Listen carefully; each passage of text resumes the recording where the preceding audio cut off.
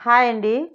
ఎప్పుడైనా ఇలా చట్నీ చేసుకొని మీరు తిన్నారో లేదో, ఇదొక్కసారి ఇలా చూసి మీరు గూడా ట్రై చేయండి.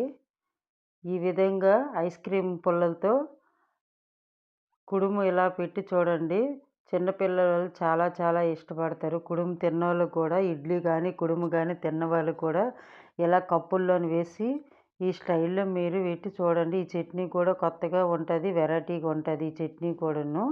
మీరెప్పుడైనా చేశారా లేదనేది నాకు తెలీదు.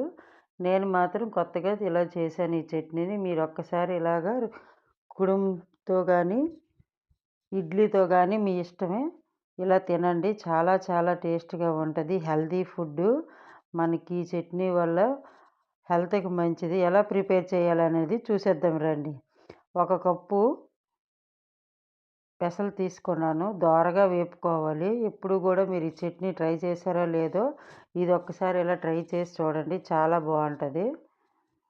ఇవి ఒక ప్లేట్‌లో తీసుకోవాలి వేగిన తర్వాత. ఒక కప్పు కొబ్బరి పొడి వేసుకున్నాను. మీకు పచ్చి కొబ్బరి ఉన్నా సరే వేసుకోవచ్చు. ఇలా కొబ్బరి పొడి ఒక కప్పు వేసుకున్నాను. వేపుకోవాలి దోరగా లో ఫ్లేమ్‌లో పెట్టుకొని. ఇది గూడా ఒక ప్లేట్‌లో తీసేసుకోండి. ఇప్పుడు ఒక 6 ఎండుమిరపకాయలు, ఒక స్పూన్ జీలకర్ర, కొంచెం కొత్తిమీర, కరివేపాకుంటే వేసుకోండి. ఒక 6 వెల్లుల్లి రెమ్మలు, చిన్న అల్లం ముక్క ఇవేసి ఇలాగ మళ్ళీ ఒక 5 నిమిషాలు లో ఫ్లేమ్‌లో పెట్టుకొని వేపుకోవాలి.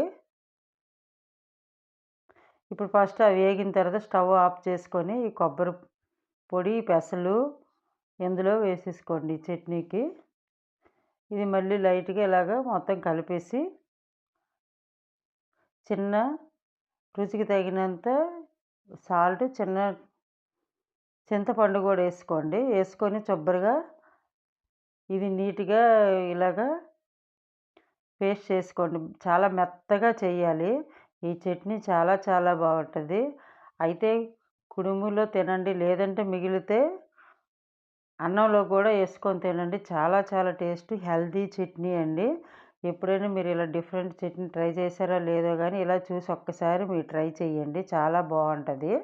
ఇప్పుడు ఓ పక్కన పెట్టుకోండి. ఇప్పుడు కుడుము ఎలా పెట్టుకోవాలో అనేది చూడండి. ఇలాగ ఐస్ క్రీమ్ పుల్లలతోటి ఇలా గ్లాసులోని కుడుము పెట్టుకొని చిన్న పిల్లలకి ఇలా ఇవ్వండి. చాలా ఇష్టపడతారు. ఐస్ క్రీమ్ అని చెప్పేసి పెట్టండి. చాలా ఇష్టపడతారు.